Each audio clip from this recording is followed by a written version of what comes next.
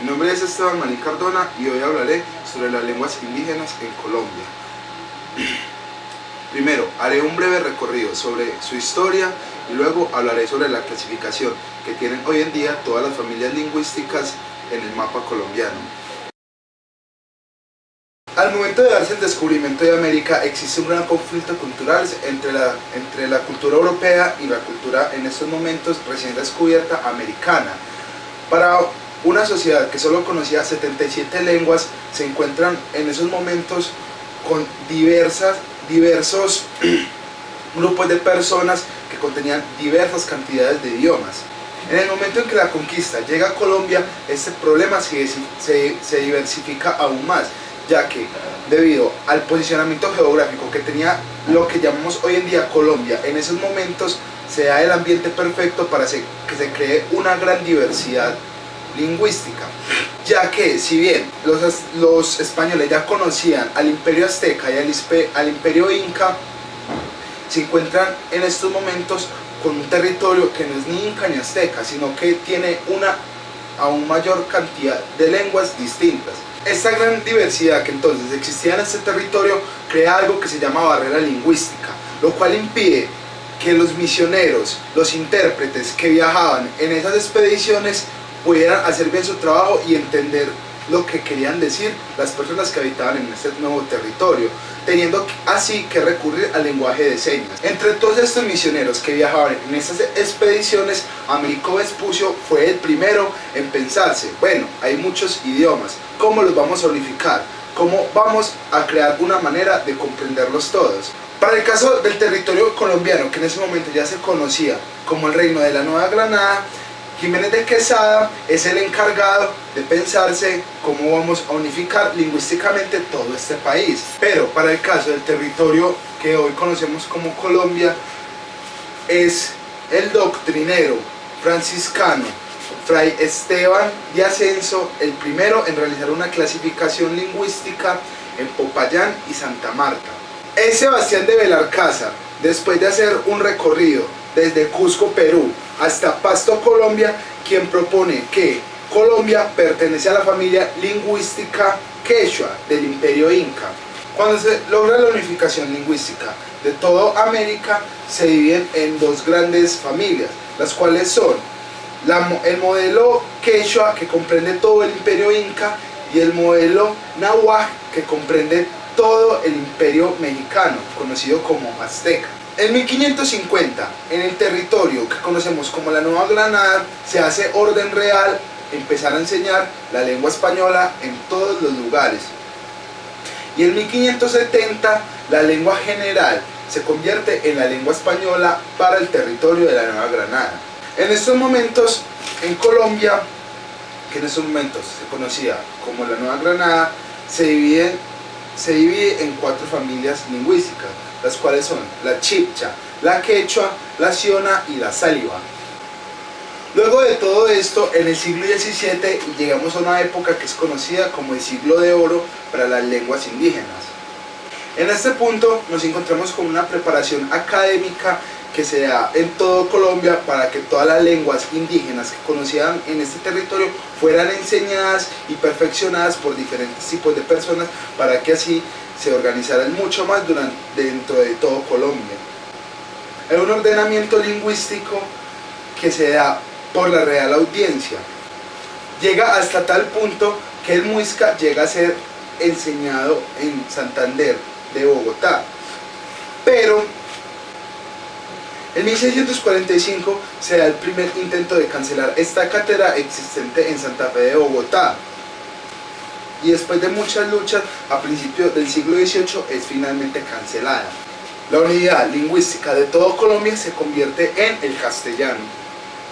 Es después de la independencia de 1810 que Simón Bolívar decide retomar las políticas indigenistas que se habían abandonado ya algún tiempo atrás, decidiendo así retomar la enseñanza de las lenguas indígenas en las diversas cátedras que se dictaban en el país.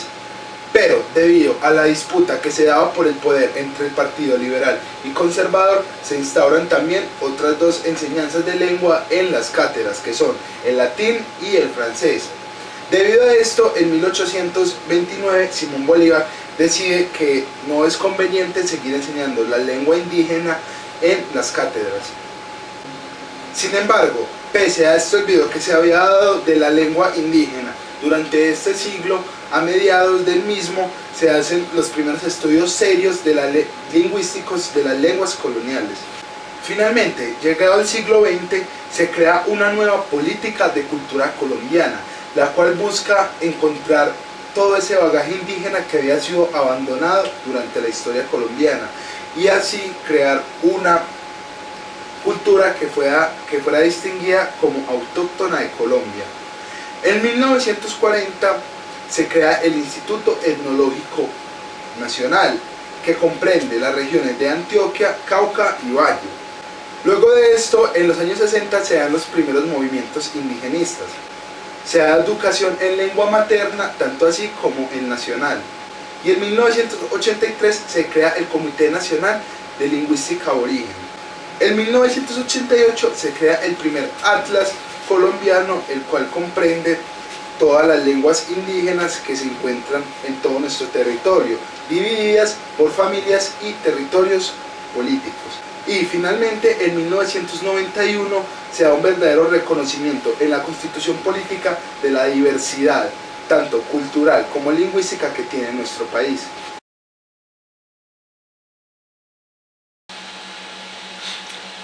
Actualmente contamos con este atlas colombiano de cómo están distribuidas las distintas familias lingüísticas que pertenecen a nuestro país. Estas se clasificaron por John Landaburu en dos tipos: tipológico y topológico.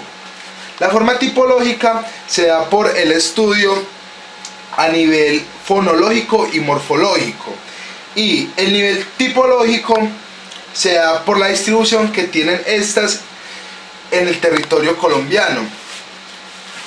Podemos encontrar en nuestro territorio colombiano 13 distintas familias lingüísticas, las cuales son Arawak, Bora, Caribe, Chibcha, Chocó, Guajibo, Macú, Sáliva, Huitoto, Quechua, la familia criolla, de la cual hablaremos más adelante por su peculiaridad, la familia tucano y las lenguas independientes, que todavía no han sido clasificadas dentro de ninguna de estas familias lingüísticas.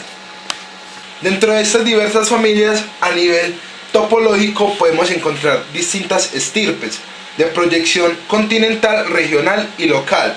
Una estirpe de proyección local serían, por ejemplo, los palenqueros, que simplemente se encuentran en Palenque. A nivel de proyección regional encontramos el ejemplo de los Emberá, que vienen desde el Valle del Cauca hasta Bolívar. Y a nivel de proyección continental podemos encontrar los Ocaina, que se encuentran en el Putumayo y llegan hasta Perú y Ecuador. Dentro de las 13 familias lingüísticas que encontramos en Colombia, podemos ver dos que son particularmente diferentes, las cuales son las familias independientes, a las cuales todavía no se les ha encontrado una aproximación dentro de ninguna de las otras familias, y la familia criolla. Dentro de las lenguas criollas podemos encontrar la peculiaridad de que son una combinación de varias lenguas. Me explico.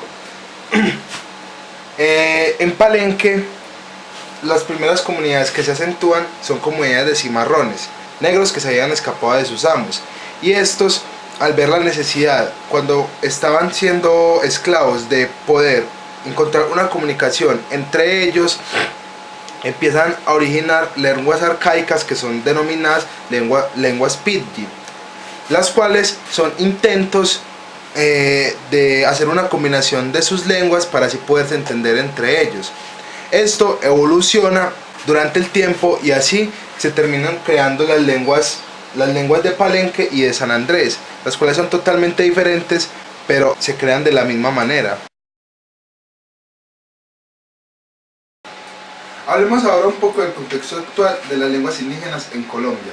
Si bien hoy en día los movimientos indigenistas ya son mucho más reconocidos y se tiene una conciencia social mucho más grande de que somos un país diverso en el cual se adquieren muchas lenguas, la pelea continúa, ya que Colombia no se considera como un país que tenga demasiadas lenguas, sino que solo una, el español, la cual debe ser hablado por todos y las otras lenguas indígenas que están presentes en todo nuestro país no son consideradas en realidad como una lengua verdadera.